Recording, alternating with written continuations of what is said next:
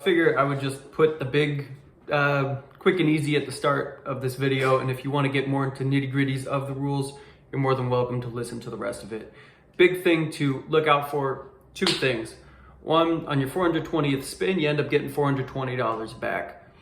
The other thing you should look into is the 18 pack, which is $50, is the best bang for your buck, as 18 times 3 is 54, so you're saving $4 on it.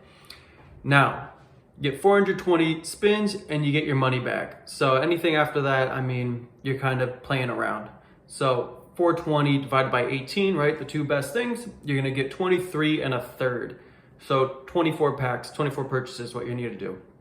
24 times 50 is 1,200.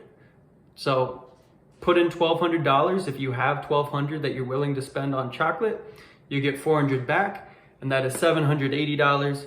You have 420 spins. I just did an 18. I got me a t-shirt. I'm sure with $780, you have a lot better chance of getting something that maybe can even make another return on that money. You know, best of luck to you. And if you're interested in seeing a little more breakdown of the rules and regulations, you're more than welcome to keep watching. I'm not a lawyer by any means, so obviously it's not legal advice. And I don't think it would be, but you know, just interested in reading rules and seeing what's going on. All right, so I'm making this video because some things caught my eye with this new MR.BEAST sweepstakes, and I just kind of wanted to go over it in case people are thinking about how to maximize the chances of winning. So, you know, just a quick brief thing of it. MR.BEAST, big YouTube guy, just opened up a candy brand. He's trying to sell his candy, probably get an initial investment back on him so he can start using the brand for other things. And, you know, so he put the sweepstakes up. Sweepstakes has a lot of things such as meeting him, Teslas, monetary incentive, and toys.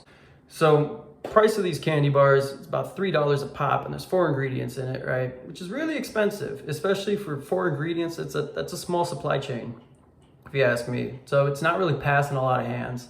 That's why I think down the line, he's probably going to make some nonprofit declaration with it so that the proceeds then can get put into something a little more benevolent, because he's a benevolent guy. But let's go into the 2 main options I found for this.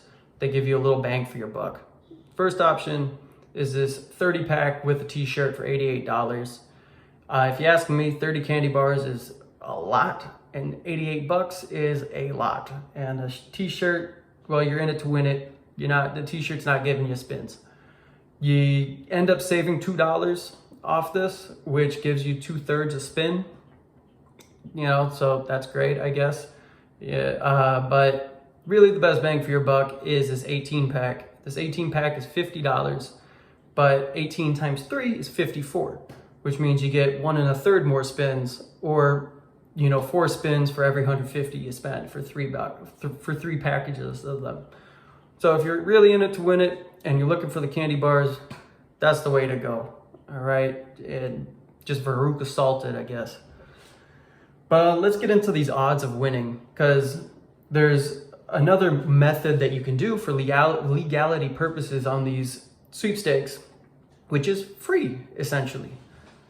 And that is mail-in for this particular one. So for these mail-in ones, you have to handwrite everything, you don't copy, nothing like that. But put all your info on a little note card, 5x3, and then send it over to also a handwritten envelope to them and postage it. So I did, just for a little breakdown of money, in case you're wondering about, you know, best bang for your buck, I did about 20 of these. You know, look at that cursive. I bet a lot of people can't even read that anymore. So that's going to be another fun thing, see if they can actually read cursive in this day and age. But so it took me about 25 minutes to do 10. So we'll say, you know, with the whole card and the envelope to handwrite it all. So we'll say about 15 and a half an hour. And then, so that's about 30 an hour. 60 cents, which is, you know, 55 cents for postage, plus the note cards and envelopes, which I think the note cards was like $1.80 and the envelopes like $1. You know, get a pen if you need new pens. So we'll say $60, 60 cents to make it easy. But 60 cents times 30 is $18 for 1 hour's worth of work on sending these versus $90 for 30 of them. And so, you know, you can obviously see it's a lot more, there's a lot better incentive for you to write these things out. Now, thing is though, these money ballots get, or these mail ballots rather, they get a little more ambiguous, okay, as you read through here. So I'm just gonna read quickly what's going on in the official rules. I suggest anybody else look at these rules too. Just, you know, while you're listening to this video or after it, you know, prove me wrong, I guess, type of thing. But right before number 4, so in number 3, where it's talking about these mail-in ballots, AMOE's alternative method of entries, it states, all entries received will be included in a randomized drawing on or about August 19th, 2022 to award the corresponding instant win prizes reserved for AMOE entries. The administrator will conduct the randomized drawing from the same instant win prize pool, and only winners will be notified. So what does this tell me? First off, it tells me that there's no indication of what the prizes are for you to win. Second off, it tells me that you're in a whole different ball game when you send the mail stuff in. You're just kind of in this fat raffle of people. Maybe a good thing, maybe a bad thing. If you don't read these rules, then you know you're missing out, type of thing. So, you know, keep it on the down low. But if you do read them, and you say, all right, well, if it's 30 an hour, roughly, you know, I could put in a Saturday, you know, get some of the boys and put them in, especially when the max is 7,100 per person, I guess per address really, which, you know, to me, that's just an absurd number. I don't really see how a computer is, or, you know, a Scantron or something, I don't see the manpower feasible to count that out to really like prove a point if you are getting something. Now, what this also does though, this thing is being held at the very end of the sweepstakes, which means all those things on your site, there's no indication on what is set aside for this AMOE entry and what is part of this instant win bit, right? So on the site, you're going to see prize numbers, like the quantity of the prizes remain in certain amounts. And that's just gonna, you know, it's smart. It's smart. It makes people want to keep going for stuff. But keep that in mind. But this also brings me to the next bit, which is the odds of winning if you do go the chocolate bar route. Instant prize award winning odds. Now, usually with these type of sweepstakes, they have enough logistics change that they can tell like roughly how many they're going to sell, you know, how many are going to be a part of the sweepstakes.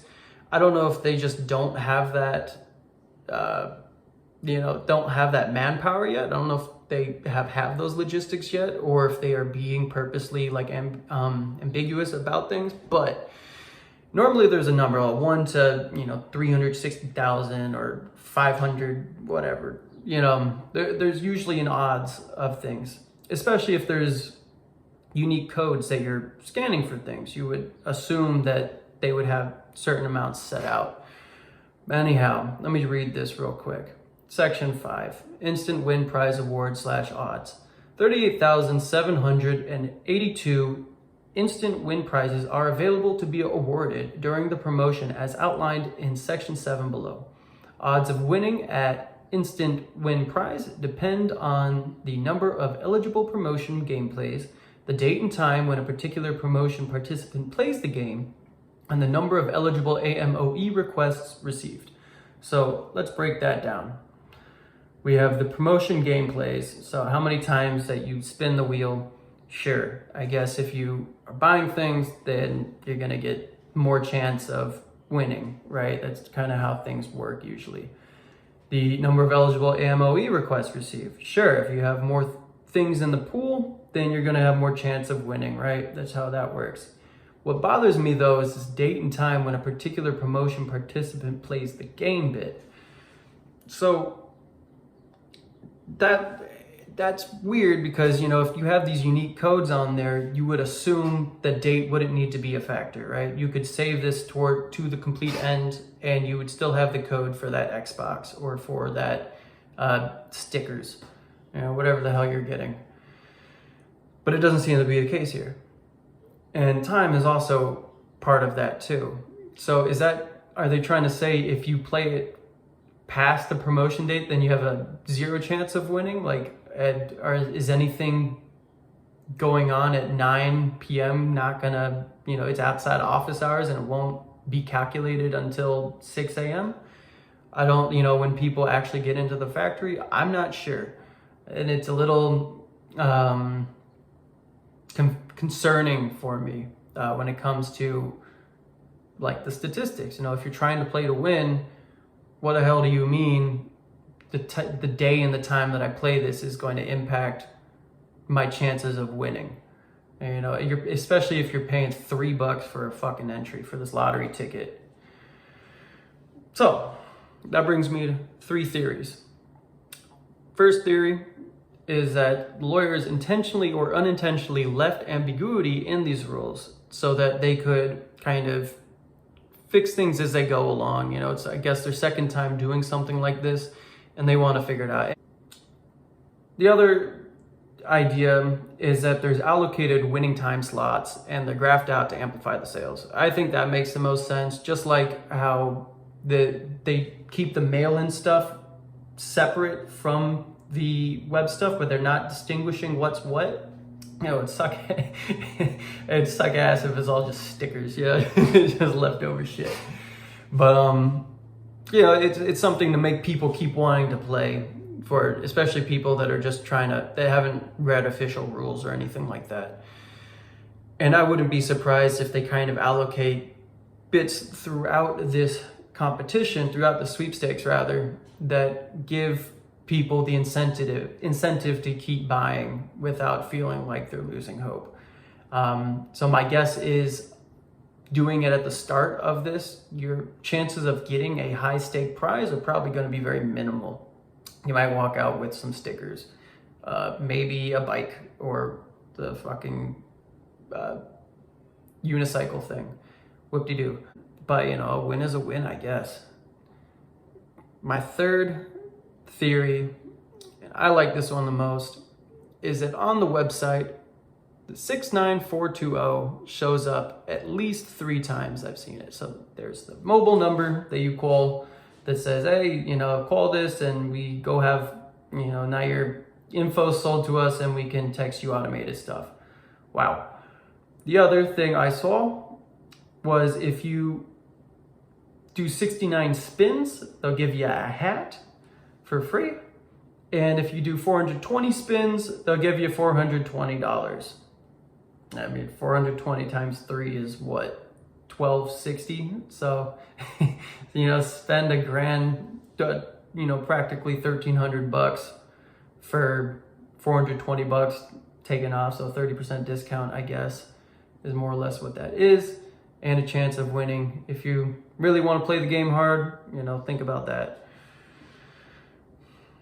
But so my assumption then, the best chances I have of winning are to put in my spins on June 9th at 4:20 p.m. 69420. I'm gonna do Eastern Standard Time because they're from North Carolina and their factory appears to be in Pennsylvania. Therefore, Eastern Standard Time makes the most sense to me. If you listen to this and you have a different experience or another feedback or anything that you'd like to contribute to the conversation, please leave it down. All right. Yeah. Just want to spread some light. Alrighty, folks. It's about to be 4:20 on June 9th. Just got about 15 seconds left. Got my code over here for my 18 spin box. Already put in my email.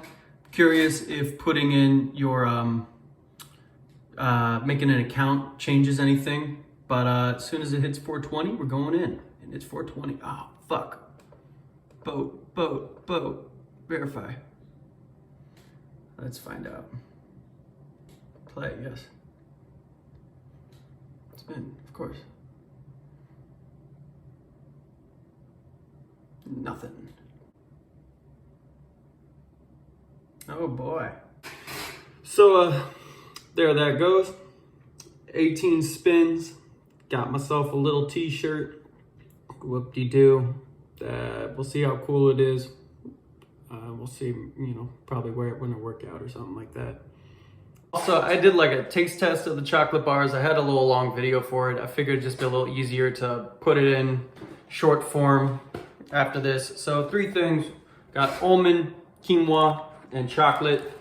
The best was the almond. The quinoa kind of tasted like a crunch bar.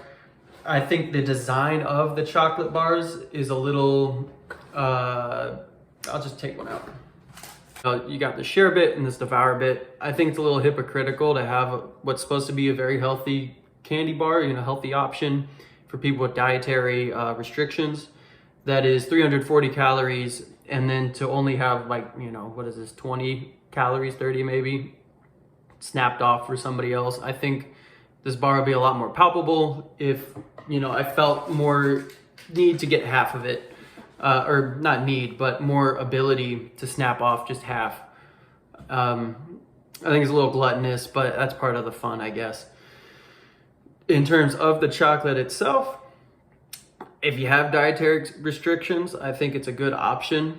If you were craving chocolate and you can't have other types of chocolate, but for $3 a pop at this time, if he's putting in, if this was going to like nonprofit stuff, like, you know, it's a product of Peru, so it'd be really cool to see proceeds going towards helping Peruvian people in need.